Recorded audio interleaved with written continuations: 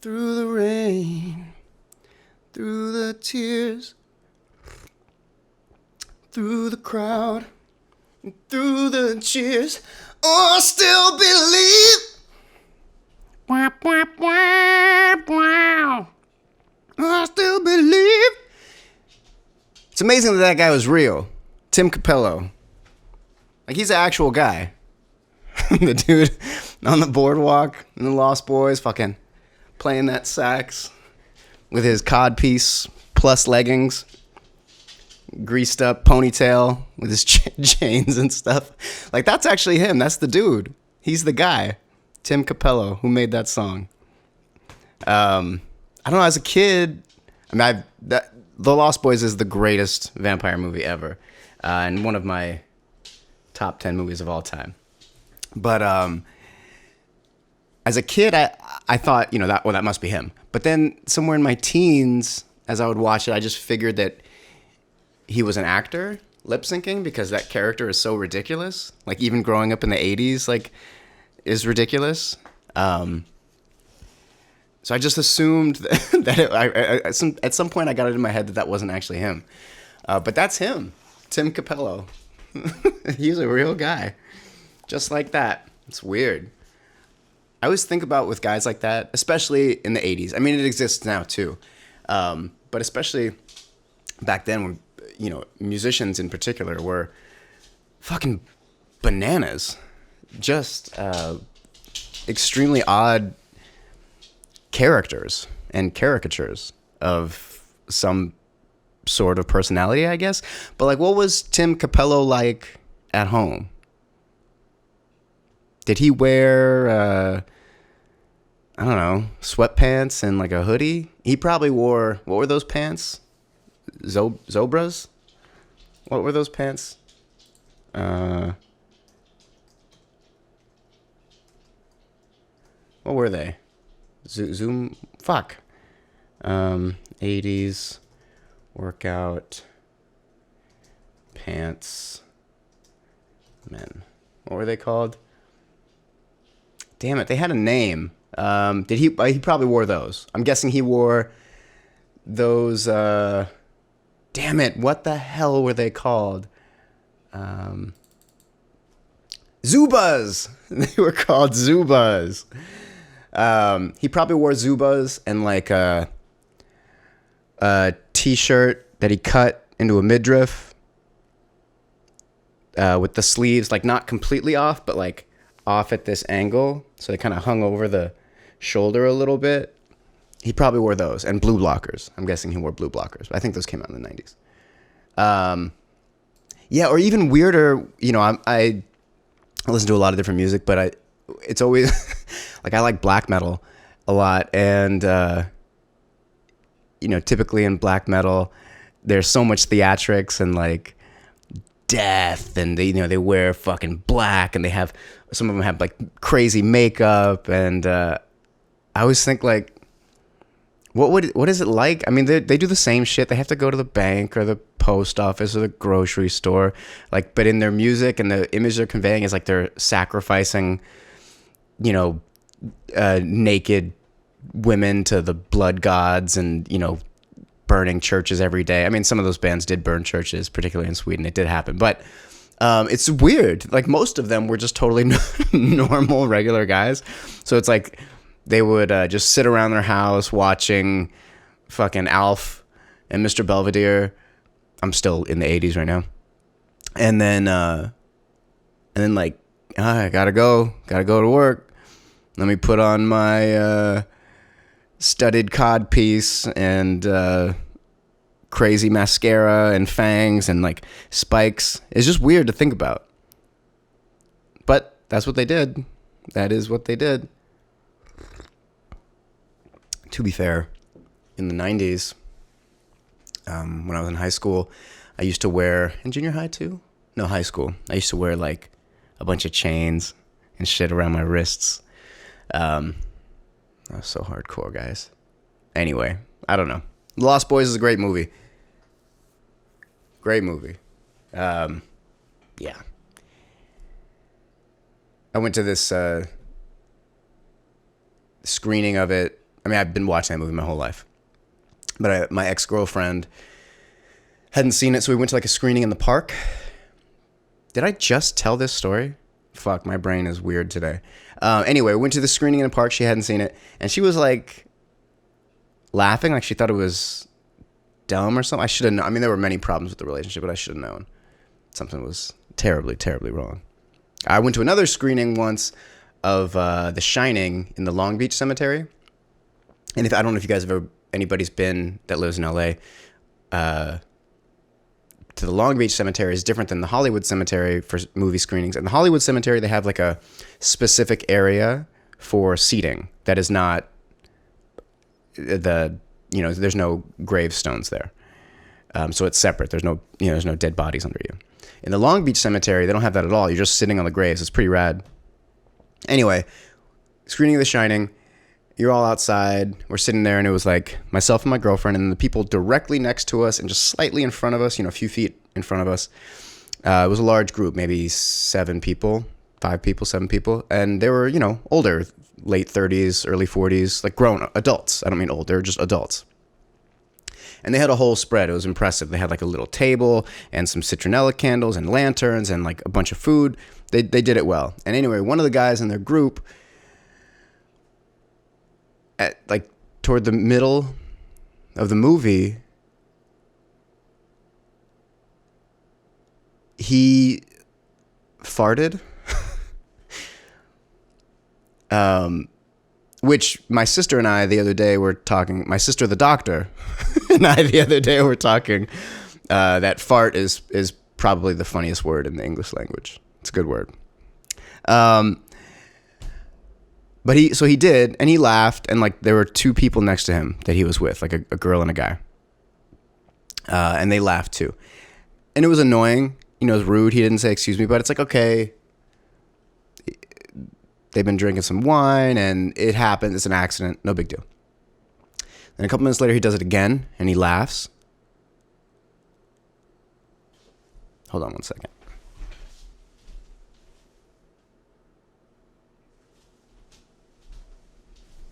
So he does it again and he laughs. And I was like, I guess maybe it could happen twice.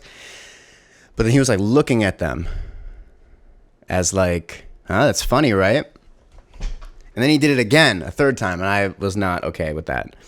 So it's fucking dead silent. Shining is a fairly quiet film, and it was before everything goes to shit in the movie. Like, not that it gets bad, before everything goes crazy, and it gets a lot louder. But so he does it again, and he laughs, and his friends are laughing.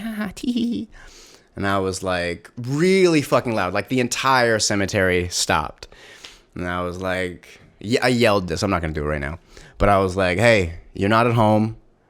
Control your fucking body. Something like, you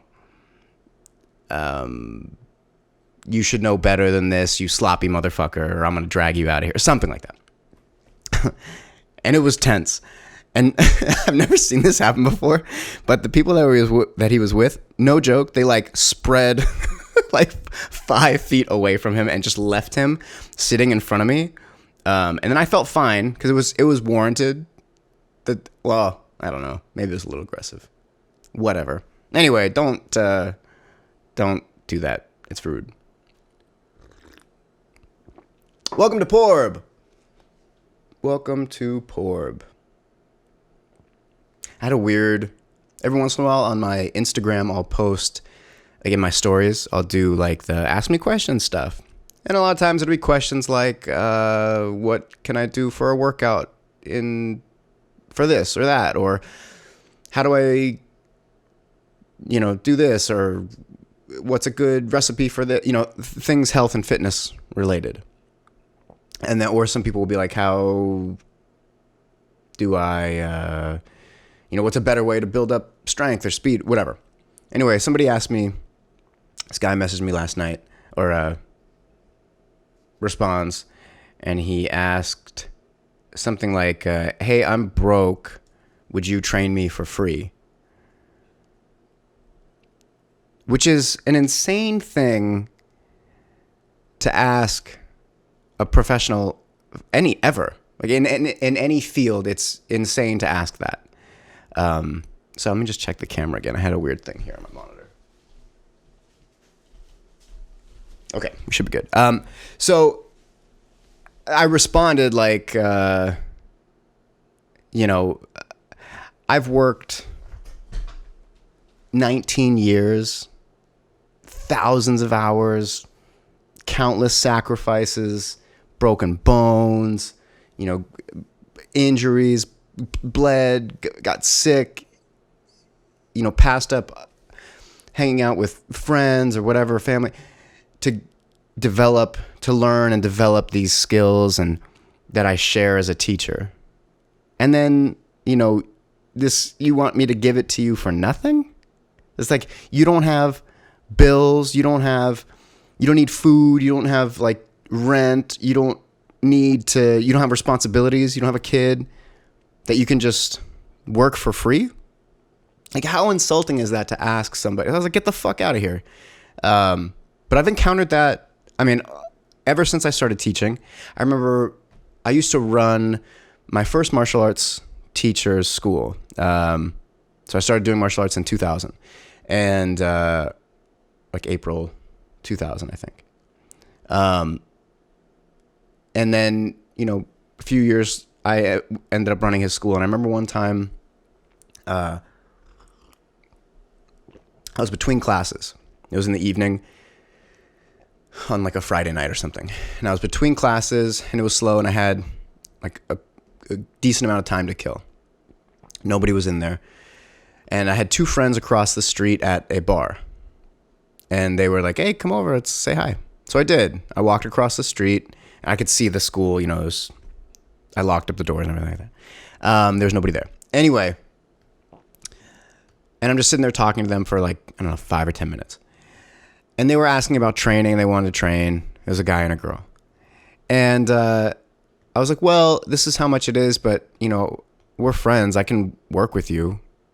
This wasn't like a friendly, I'm at your house, let's work out, and I'll give you everything, like whatever information in the moment. This is like they wanted to technically hire me because they wanted to work out and they wanted to learn martial arts. And they were like, well, how much is it? I was like, it's this much, but I'll give it to you for like this much. And it was a drastic cut, like 50 or 60% off. It was a lot. And then they tried to cut that. They're like, well, would you do it for like $5? It's like, no, fuck you. How insanely rude and inconsiderate do you have to be? And I encountered the same thing when I was doing graphic design, where people just like, could you do this for me for free? Or could you do, like, I know I paid you this much, but could you do like triple the work that we said? Because I just, I want more options or whatever. Like, I did logos for this one company once, and they, kind of standard practice is like you submit, a couple, 2 to 3 ideas of something. And I did. And they were all good. They could have gone any way. And they're like, yeah, we like them all. Would you give us more options?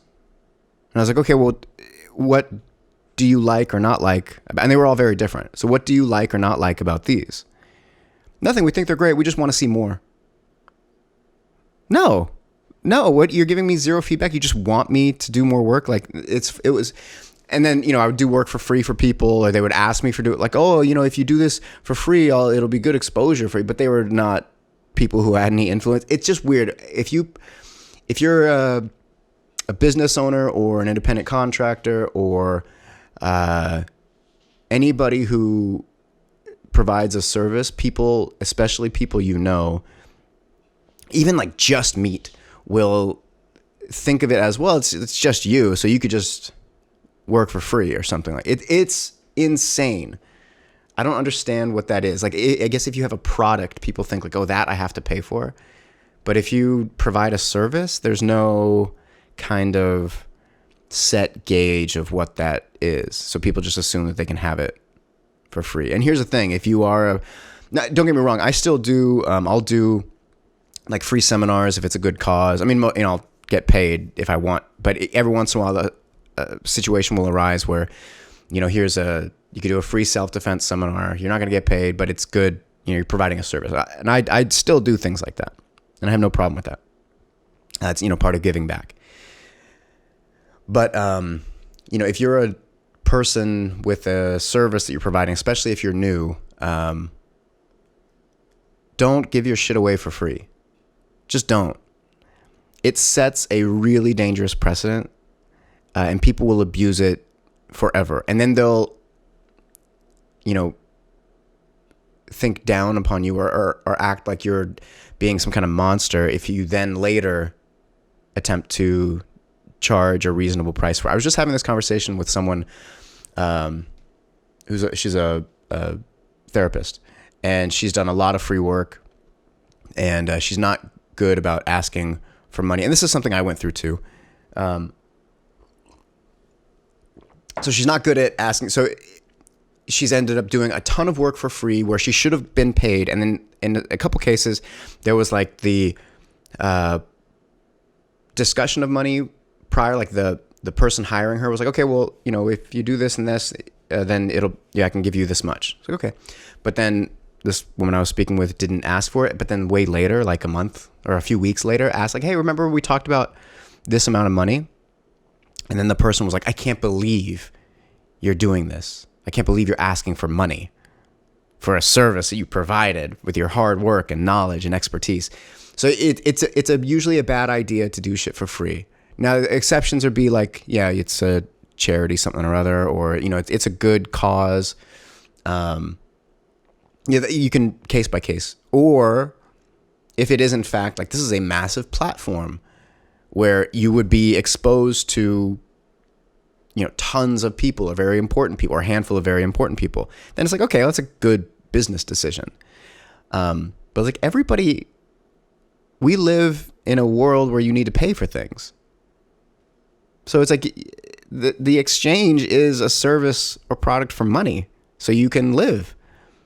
So to deny somebody that or ask somebody that, or especially as an independent contractor in a lot of cases for myself, especially companies, will take weeks, months to settle an invoice. And it's absurd. It's like, do you not have bills? So you don't think that bills are a thing? It's crazy. So don't give your shit away for free. Charge money for it. Be reasonable or don't charge whatever you want. But anyway, yeah. So get the fuck out of here, guy. You dummy. To show you what life is all about, balance. Another question after that was like, do you have any weird skills or something like that? Which I do. I have a number of them. But the one that came to mind was this one. That is the sound of one hand clapping, ladies and gentlemen. You boys got mad skills. So anyway, I don't know. Whatever. People are dumb. Hi, Lumpia. Yep, yep. Yep, yep. Yep, yep. Excuse me. My dog is here. If you guys are watching on YouTube, you can see her. Look how much weight she's lost. I told you I'm a great personal trainer. Look at her. So beautiful. Just like a month ago, she was a big fat fatty. And now she's at her healthy weight. Her face looks all thin and she's got much more energy. So anyway, I don't know what else. Maybe this will be a short one today. I don't think I have anything else to say. I talked about everything last week that I'm doing. I still have some big things working up. Excited to get to those. I think I'm going to do, so I was going to do a single this week, the first single off my record, but I didn't get some other things set up in time as far as like publishing and things on the internet. So, it's all ready to go, but it'll either be next week or the week after that I do that. So look out for that. Yeah, I don't know. What else is going on? Nothing. Yeah, I'm going to go. So don't forget to like and rate and review on iTunes, and like and subscribe and comment on YouTube. And my Instagram or my Twitter is @GrahamBaker. My Instagram is Instagram Baker. Greyhouse Music. Website is grahambaker.com. Yeah, I guess that's it. All right. Peace.